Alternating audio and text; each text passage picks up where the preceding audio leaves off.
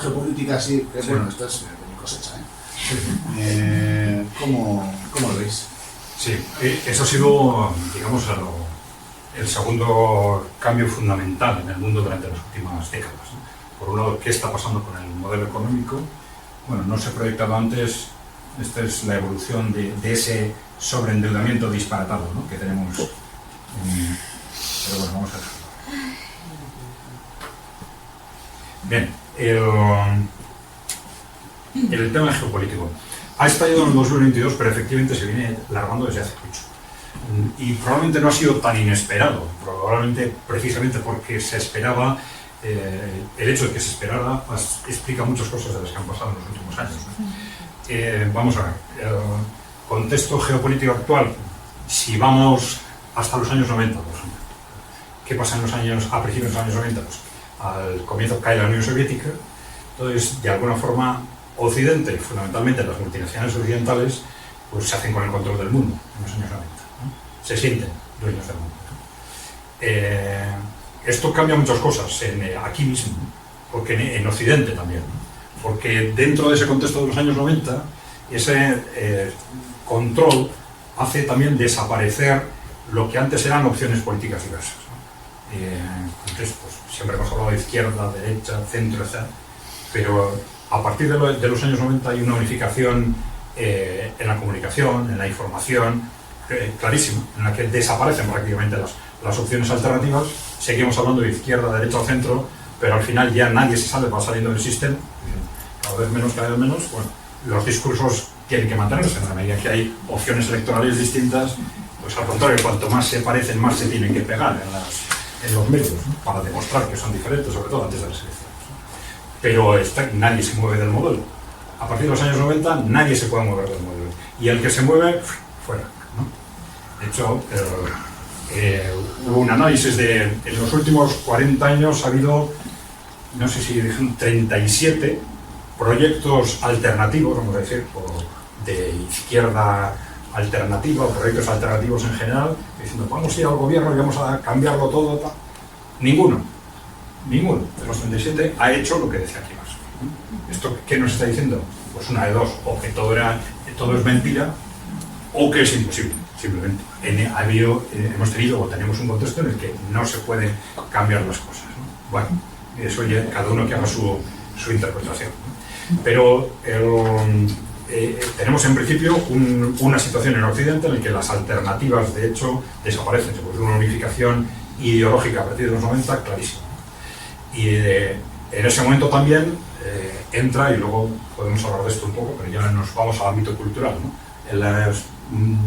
la cultura posmoderna, ¿no?, en la que estamos ya inmersos desde hace, fundamentalmente a partir de los 90.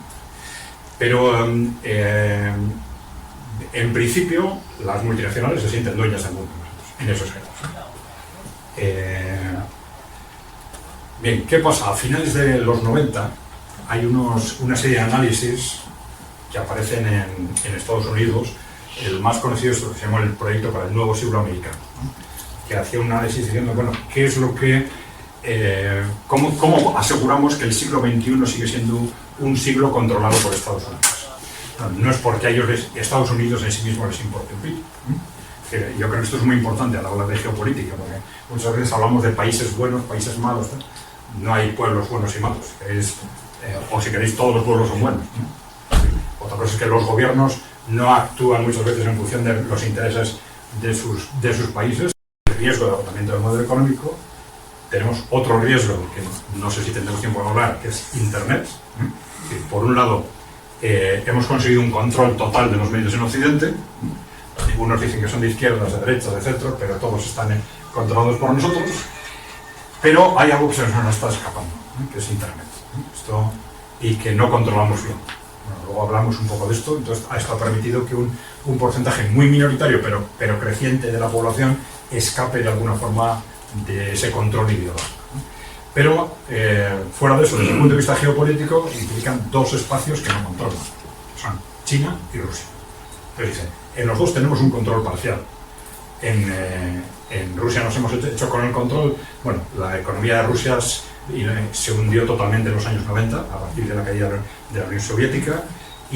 pero hubo un flujo, estuvo muy controlada por esas élites occidentales también, pero así todo decían, bueno, hay unas estructuras en la sociedad rusa que no controlamos, y en China nos pasa algo parecido. Hemos hecho un acuerdo con los chinos para impulsar digamos, los beneficios de nuestras multinacionales, que les ayuda a ellos a industrializarse. Esto está funcionando muy bien, pero eso solo lo controlamos a veces. Entonces, nuestras dos grandes amenazas son Rusia y China. Y dicen, bueno, ¿y qué tenemos que hacer con eso? Pues tenemos que desarrollar estrategias para controlar esas dos amenazas. Entonces, esas estrategias son, por un lado, militares. En el caso de Europa está la expansión continua de la OTAN, a pesar de que habréis oído de que se pactó en su día, al caer la Unión Soviética, que la OTAN no se iba a extender hacia el este, pero bueno, se va expandiendo. ¿Por qué se va expandiendo? Pues porque el objetivo es, al final, acabar neutralizando a Rusia. Y algo similar se hace también en Asia, intentando poco a poco, de forma muy sigilosa, digamos, ir cercando a China, y luego se plantea claramente la estrategia de vamos a decir, atacar a los países musulmanes. Bueno, ¿por qué? Bueno, pues, tanto Rusia como China tienen en varias regiones con mucho peso musulmán. Tienen una relación muy directa con los países musulmanes. Para China, una dependencia energética muy importante también de los países musulmanes. Entonces dicen claramente, bueno, tenemos que, dentro de esa estrategia geopolítica, vamos a neutralizar, atacar a los países musulmanes independientes. Además, hacen la lista a fines de los 90, en el año 99, y dicen, vamos a atacar Afganistán, Irak, Siria, Libia, Irán, ¿no? Países que de alguna forma no controlamos directamente. Bueno, que vimos luego en la práctica que esto se hizo, ¿no? Fueron exactamente los que estaban previstos, fueron con un pretexto o con otro, pues estos están colaborando con el terrorismo, este es un dictador, este tal, este tiene armas de destrucción masiva. Entonces ese proceso se va desarrollando durante todos estos años. El último es el de Libia, y esto fracasa en un momento determinado. Es en Siria. Termina en Siria, y cuando termina exactamente con la intervención rusa. Rusia interviene en Siria y neutraliza ese proceso, y a partir de esa neutralización consigue fortalecer lo que allí llamaron el eje de la resistencia entre los países musulmanes no controlados, y poco a poco, al final, detener esa estrategia de control de los países musulmanes, a través de los cuales pensaban luego desestabilizar y neutralizar Rusia y China, ¿no? Bueno, ha habido muchas opiniones sobre si ese ha sido o no el gran fracaso de la élite occidental, el, en vez de haber ido directamente contra Rusia y China, haber utilizado esa vía intermedia, ¿no? Pero bueno, eso es otra cosa. Ahora incluso a Arabia Saudí se les empieza a salir a las barbas. Claro. Pero desde el otro punto de vista, vamos a hablar, ¿qué ha pasado en China? Bueno, China, que tenía esa relación tan buena con las multinacionales occidentales, esa relación se empieza a cuestionar cuando Xi Jinping llega al gobierno, a la sectaría del Partido Comunista primero. Entonces, de forma muy sigilosa, los chinos suelen ser bastante prudentes haciendo las cosas, ¿no? Pero poco a poco empieza políticas que empieza a llamarles de anticorrupción, pero empiezan con unas políticas de ir apartando del poder a las grandes corporaciones, a las occidentales y a las chinas. Apartándoles del poder. Algunos habían entrado en el Partido Comunista, sacándoles del Partido Comunista, sacándoles del gobierno, irlas regulando, etc., ¿no? Medidas en principio muy lentas, muy progresivas, pero que apuntaban claramente en esa dirección. Esto ha generado casi una guerra civil en la propia China.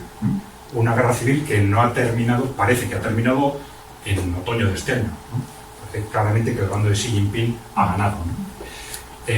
Pero ese posicionamiento anticorporativo ha ido muy en paralelo con un posicionamiento muy similar en Rusia.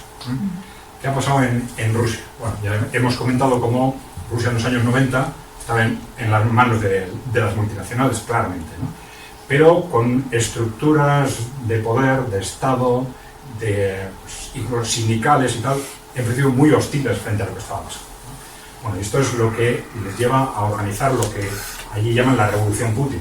En el año 2000, Putin llega al gobierno y pone en marcha, digamos, lo que ahí llaman una revolución, en el sentido de que con una revolución anticorporativa, que tienen también allí casi una guerra civil, no como en China, sino allí en Rusia son distintos y lo hacen a tiros, ¿no? Entonces, pero hubo muchos tiros, ¿no? Es decir, para sacar a una determinada persona de una multinacional, o para que otra persona, pues unos fueron a la cárcel, otros terminaron guiándose a tiros, etc.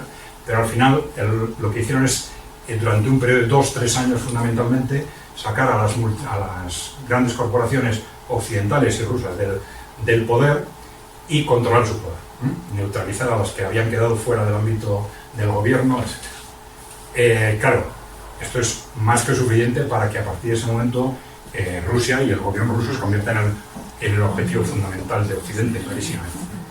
Claro, luego eso ha tenido una tendencia progresiva que se parece bastante, luego podemos de alguna forma identificarlo, ¿no? Se parece bastante a lo que está pasando en el conjunto de los países emergentes. Es decir, ahora se está diciendo que en realidad lo que se está planteando desde China y desde Rusia es, digamos, una estrategia o una revolución anticorporativa. Es decir, que están planteando una estrategia global contra las corporaciones occidentales. Hemos visto que ese proceso que estaba pasando en Rusia se traslada al ámbito socioeconómico a través de, por un lado, quitar a las corporaciones del poder y, por otro lado, redefinir el peso de la empresa pública y la privada, fundamentalmente. Algo que, desde otra perspectiva, pero ha ido pasando también en China y otros países emergentes.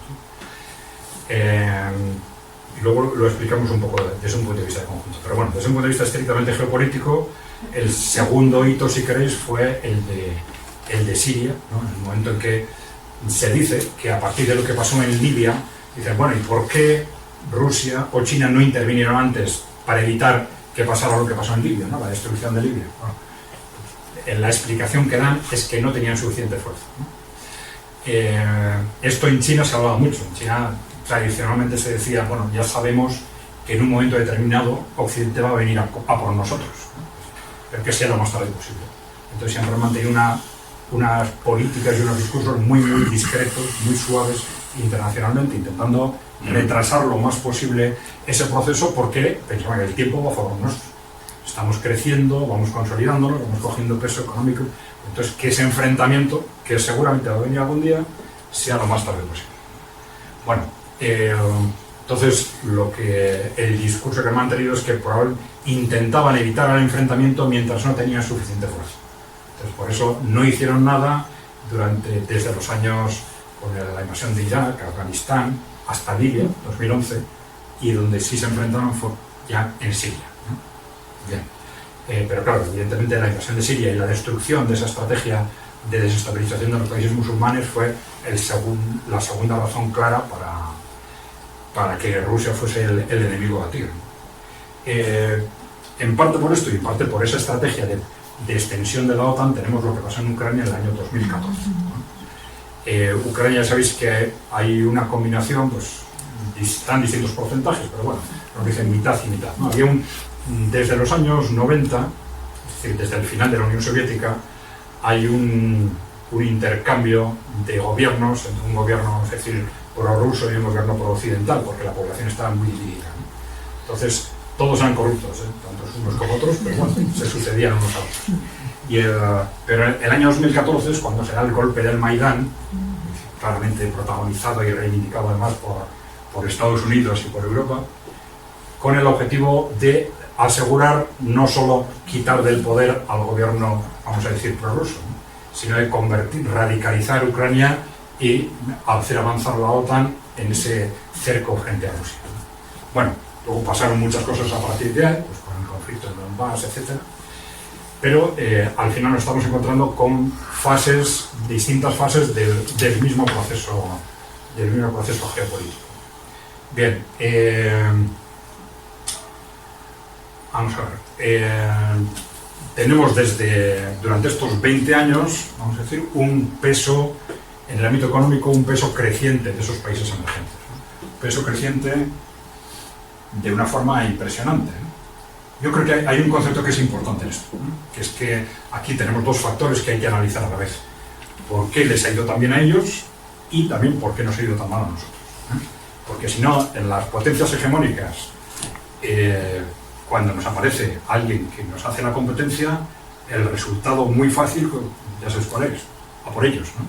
Y claro que ese a por ellos en este momento es una guerra nuclear, ¿no? Entonces, es muy importante cómo gestionamos esto, porque la forma positiva de gestionarlo es, ojo, que nosotros seguramente hemos hecho cosas muy malas. ¿Qué tenemos que cambiar en Europa o en Estados Unidos para que esto empiece a funcionar mejor? Porque si esto nos están cogiendo tan rápido, no es solo porque ellos están haciendo las cosas bien, es porque nosotros las estamos haciendo fatal, ¿no? Entonces, por lo menos hacer esa reflexión, intentar enfocarlo positivamente, puede ser muy importante para que no nos vayamos todos por ahí haciendo en humo, ¿no? Bien.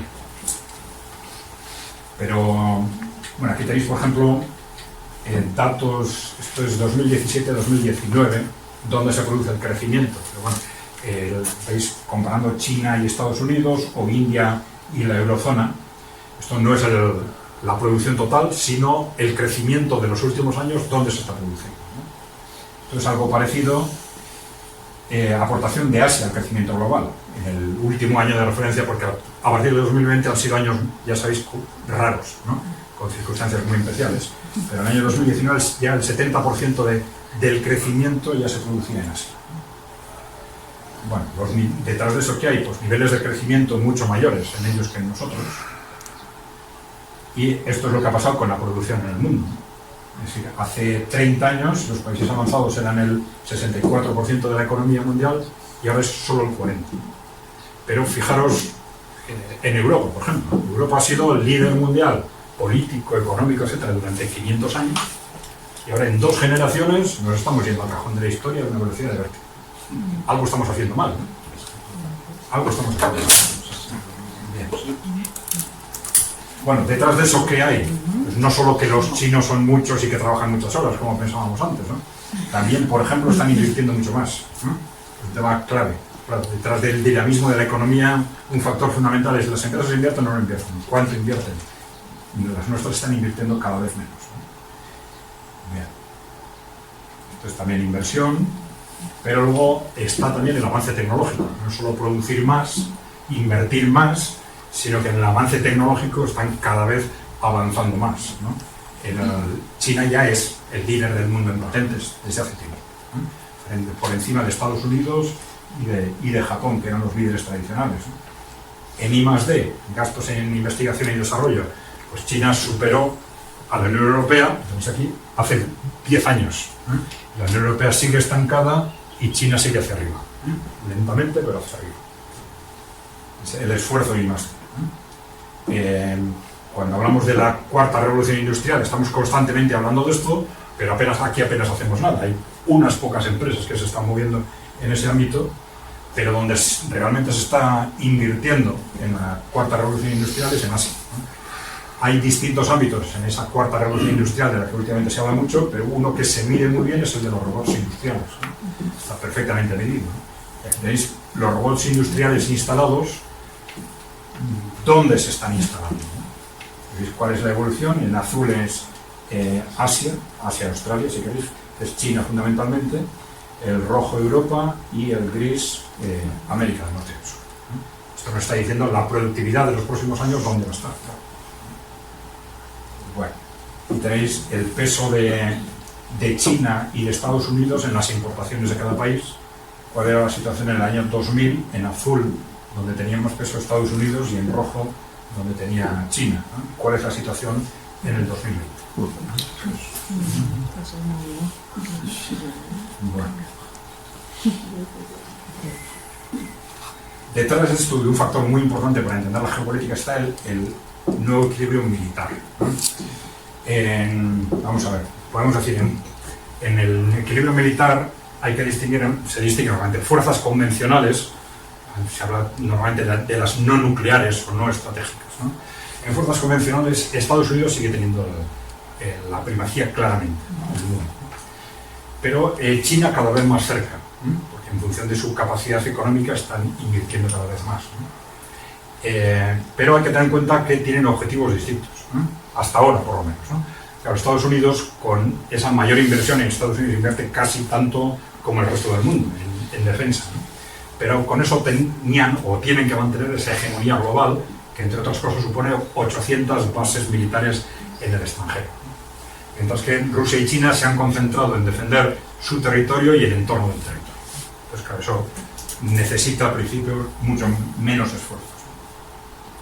Pero la gran sorpresa de los últimos 10 años, vamos a decir, es el nuevo equilibrio militar en las fuerzas estratégicas o nucleares, ¿no? Donde el balance parece estar claramente en favor de Rusia, ¿no? Hay distintas razones detrás de esto. ¿Por qué primero Rusia y luego Rusia y China, en lo que ahora están llamando sobre todo las armas hipersónicas, han adelantado tecnológicamente a Estados Unidos, y Estados Unidos no consigue ni siquiera acercarse? Hay en este momento como un 10 años de diferencia, dicen 15 años de Rusia con respecto a Estados Unidos, 10 años de China con respecto a Estados Unidos, y Estados Unidos no acaba de despegar tecnológicamente en este ámbito, ¿no? Pero bueno, luego hay muchas dudas sobre qué está pasando con la guerra en el espacio, ¿no?